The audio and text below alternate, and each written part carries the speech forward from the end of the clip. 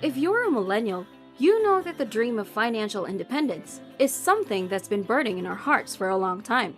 But as much as we'd love to get there as soon as possible, we also know that it takes a lot of hard work and dedication to get there. And sometimes, it can be hard to stay motivated when we are not seeing immediate results. But not to worry, today, I'm going to show you how easy it is to reach financial independence at 40 and how you can make sure you're doing everything right so that you don't miss out on the best years of your life. So let's get started. The first big mistake people make when it comes to retirement accounts is not maxing them out.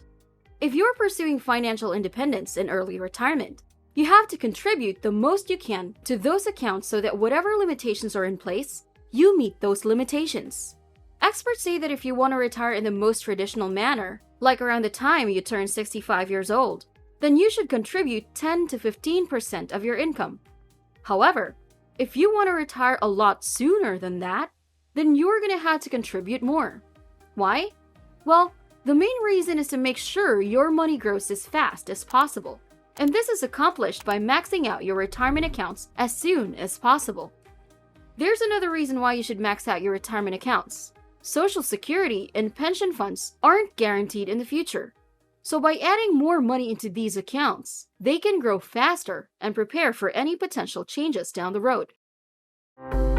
The next mistake you want to avoid is not investing in a retirement account at all.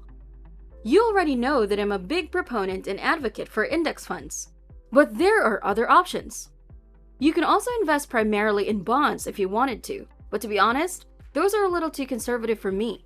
I believe that the way we grew our accounts quickly and the amount of time we can spend enjoying it is by being more aggressive and investing on the stock side of things.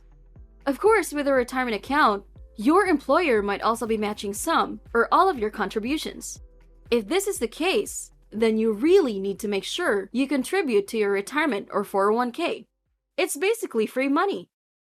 The next mistake you can make is borrowing from your 401k early.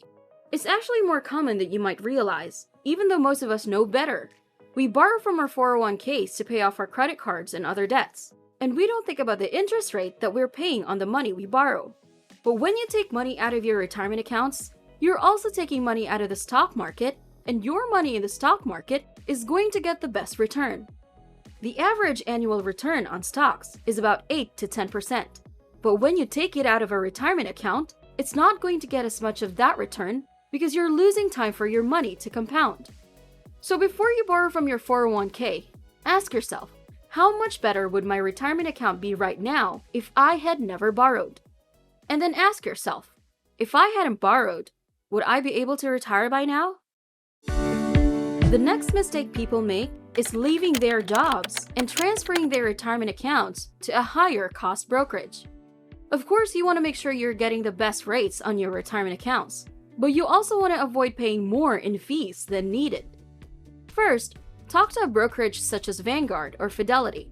These two are great because they have some of the lowest fees in the business. We love Vanguard because they keep your money safe and you don't have to pay for service you don't use. Second, research what account you're transferring your money into. Do your homework.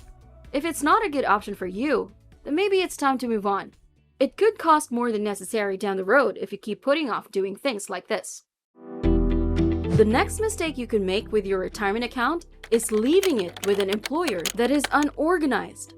When you leave your employer, you have the option of rolling it over to a different brokerage account, but some people decide to leave it with their former employer, which can be completely fine if your employer is organized. But what happens when they aren't? Well, when you do this, there are tax consequences. You'll pay taxes on the money as income and also pay a penalty for doing so. But even more importantly, when you cash out your IRA or 401k, you will also be hit with a tax penalty.